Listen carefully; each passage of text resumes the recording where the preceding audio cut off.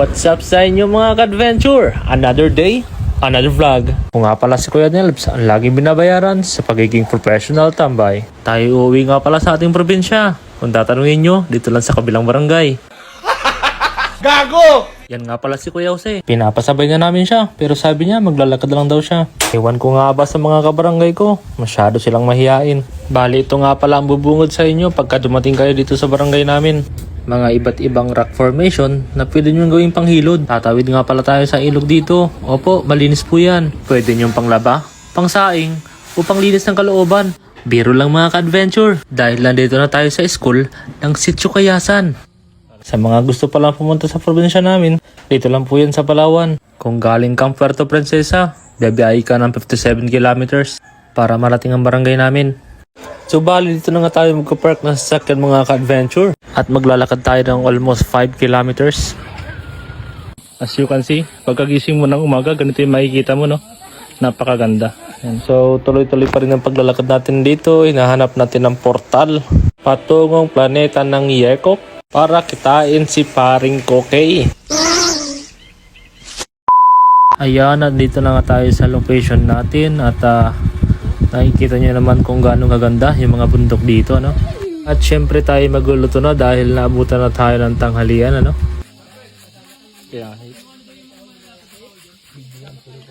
Ayan, ihaw na talakitok. At syempre napansin ko nga dito mga boss, ano? Ito, yung tong nila gawa sa kawayan. At pagtapos nga namin kumain dito, nag-ayaya ang mga tropa para maligo sa ilog. Kasama namin dyan ang Piolo Pascual ng Palawan at si Big Boss, ayun, no? Tapos na ang trabaho. Ganda, oh.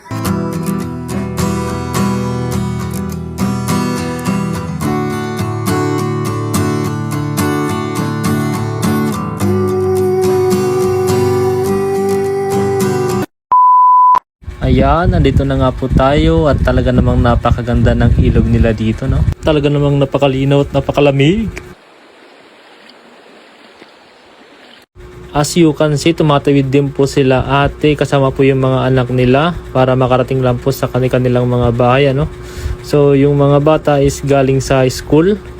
So, ganyan po kahirap, ganyan po kadelikado ang ginagawa nila araw-araw para lang po maihatid yung mga bata sa school nila. At naway lagi pong mag-iingat po ang ating katutubong Batak at Tagbanwa dito po sa Sitio Kayasan, ano? Siguro tayo dito. Kasama natin sa likod. At nandito na nga tayo sa magandang spot para tayo'y maligo. Kasama po natin ang mga ating bagong kaibigan. Talaga namang napakasarap ang lusong ligo natin dyan, no? Tsaka biglang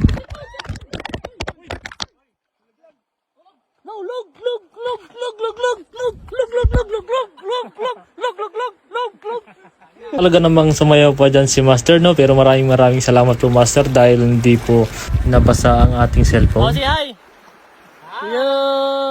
Okay. Thank you. Ay, si Mikus. Si Mikus! Ito mo yung brother ko! Ayan, natapos na nga tayo naligo dyan sa ilog, no? So, andyan, naglalakad na po tayo. Magandang hapon po, daan po kami. Ligo na, ligo. Oo. Bali, ito po yung mga bahay po ng ating mga katutubong Batak at Tagbanwa. So, napakaganda yung view nila dito, no? Ayan, so tayo po ay magbabalaw ngayon kasi Makati po ang tubig ng ilog, no? At talaga naman po sarap maligo dito, lalong-lalo na po nakikita po natin ang nasa harapan nating view. At sasamahan pa natin ng magandang music yan.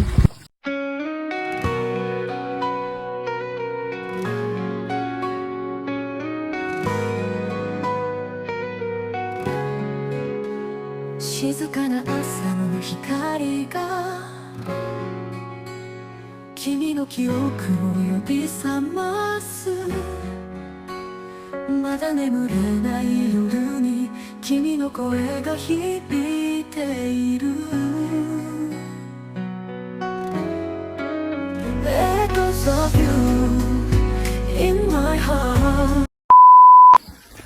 Tapos na tayo naligo.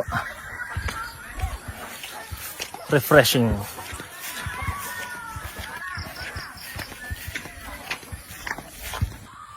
Ano yung luto mo, Terps? Ha? Pakita mo. Wow. Naiwan ko yung sabon.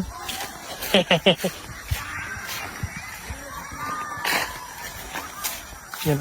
Ganda, di ba? Pupuntaan natin itong mga nagbabasketball dito. Talaga namang napakasimple lang ang buhay dito sa Sitio Kayasan. Dahil pagtapos ng trabaho at pagtapos ng school ng mga bata, dito naman sila didiretso ngayon sa court para magbasketball, magsaya, kasama ang kanilang mga pamilya. At sana alagaan nila yung ganito kagandang view, di ba? Para naman maabutan ng mga susunod na henerasyon.